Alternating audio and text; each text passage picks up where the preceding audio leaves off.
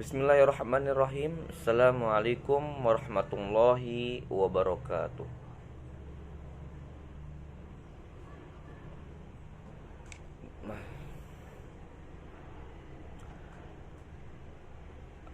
Alhamdulillahilladzi nahmaduhu wa nasta'inu wa nastaghfir wa na'udzu billahi min syururi anfusina wa min sayyiati a'malina. Man yahdihillahu fala mudhillalah wa man yudhlilhu fala hadiyalah. Oke. Kali ini kita akan melakukan presentasi yang mana presentasi ini berjudul tentang perspektif interpretatif, yaitu bagaimana cara kita berinteraksi dengan makhluk sosial yang juga merupakan hubungan erat bagi kita semua. Oke, yang pertama di sini akan dijelaskan oleh saudara kita, yaitu Zia Nurul Fauziah. Waktu dan tempat dipersilahkan. Pembahasan pertama tentang perspektif interpretatif. Perspektif interpretatif timbul sebagai reaksi terhadap objektivitas dan dualisme subjek-objek yang dibangun oleh positivisme. Nah, pada pertengahan abad 18, idealisme Jerman mengawali sebuah semangat dalam ilmu sosial yang mempertimbangkan subjektivitas dan intuisi. Nah, pada awalnya gagasan ini sempat meredup, namun timbul kembali pada permulaan abad 20 berkat jasa Max Weber yang menyatakan bahwa metode positivisme dalam ilmu alam kurang tepat untuk dijadikan sebuah metode pemahaman, sehingga Max Weber menawarkan gerakan interpretasi yang dapat mencatat makna-makna subjektif.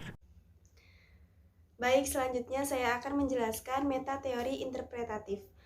Metateori interpretatif dibagi menjadi tiga, yaitu ontologi interpretatif, epistemologi interpretatif, dan yang terakhir aksiologi interpretatif. Saya akan menjabarkan satu persatu pengertian dari ontologi, epistemologi, dan aksiologi interpretatif. Ontologi interpretatif yaitu realitas sosial hadir dalam beragam bentuk konstruksi mental berdasarkan pada situasi sosial dan pengalamannya, bersifat lokal dan spesifik, kemudian bentuk dan formatnya bergantung pada orang yang menjalaninya. Alhasil, ontologi-ontologi yang dipegang adalah gagasan bahwa realitas tidak akan bisa dimengerti tanpa mempertimbangkan proses sosial dan mental yang terus-menerus membangun realitas tersebut. Inti dari ontologi interpretatif adalah kepercayaan bahwa kita mengkonstruksi dunia kita secara sosial lewat interaksi komunikatif, yaitu tindakan untuk mencapai pemahaman timbal balik. Selanjutnya, epistemologi interpretatif merupakan epistemologi subjektif, di mana kaum interpretatif meyakini tidak adanya hukum universal atau hubungan kausal yang bisa dijadikan kesimpulan mengenai dunia sosial.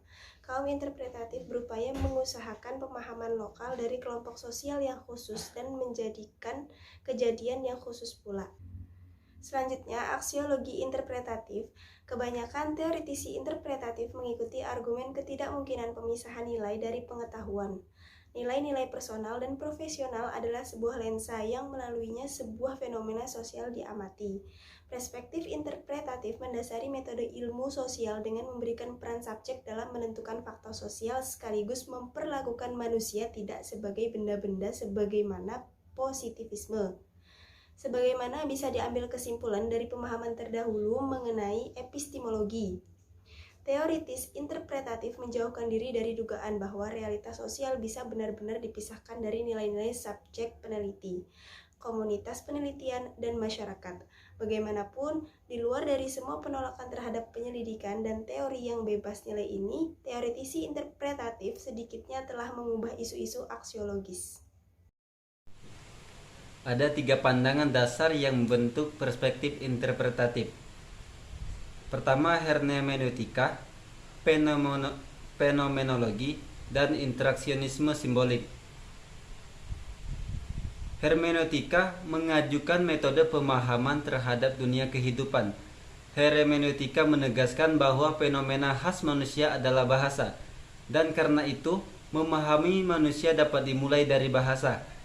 Inti dari tradisi hermeneutika adalah konsep sebuah teks, maka subjek dari studi hermeneutika dapat mencakup karya klasik Plato, pernyataan yang dibuat oleh politisi kontemporer, upacara dan ritual khusus dari budaya tertentu. Kontribusi pemikiran hermeneutika untuk teori interpretatif kontemporer dalam komunikasi diantaranya, hermeneutika menegaskan pentingnya pemahaman sebagai sebuah oposisi terhadap metode penjelasan. Hermeneutika menekankan konsep sentral teks sebagai objek.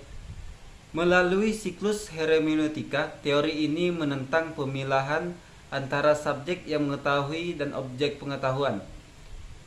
Interaksionis. Oke, materi selanjutnya yang akan dijelaskan oleh saya sendiri yaitu tentang fenomenologi. Kata Edmund Husserl, dunia kehidupan adalah dasar makna yang dilupakan oleh ilmu pengetahuan. Ya. Oleh karenanya, fenomenologi menyerukan Zeruk zu Sachen also. Apa itu? Yaitu adalah upaya untuk menemukan dunia kehidupan. Mungkin kita banyak merasakan kehidupan yang benar, mencari kebahagiaan untuk mencari kehidupan yang bahagia. Ya.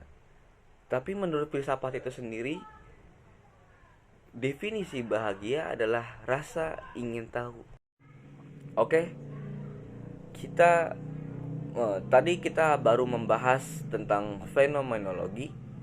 Sekarang kita akan membahas tentang interaksionisme simbolik. Memang nih agak sulit-sulit dikatakan ya. Oke. Apa itu interaksionisme simbolik? Yaitu sebuah makna yang berasal dari interaksi dan tidak dari cara yang lain. Sebuah teori interaksionisme simbolik ini berorientasi pada prinsip bahwa orang-orang merespon makna yang mereka bangun sejauh mereka berinteraksi satu sama lain. Jadi, teori ini mengatakan bahwasanya orang-orang yang merespon makna atau yang merespon sebuah interaksi satu sama lain itu termasuk dari sebuah teori ini ya.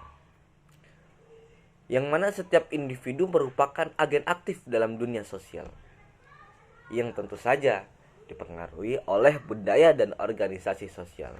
Bahkan ia juga menjadi instrumen penting dalam produksi budaya. Masyarakat dan hubungan yang bermakna yang mempengaruhi mereka.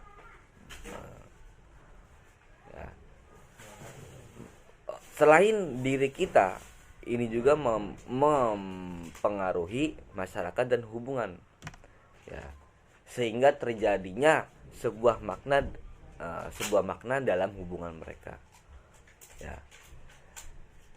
Ini teori internasionalisme ini ditemukan oleh George Herbert Mead pada 1963 dan sampai 1931. Ya gitulah pokoknya lah. Ya, oke, selesai. Mungkin ada pertanyaan.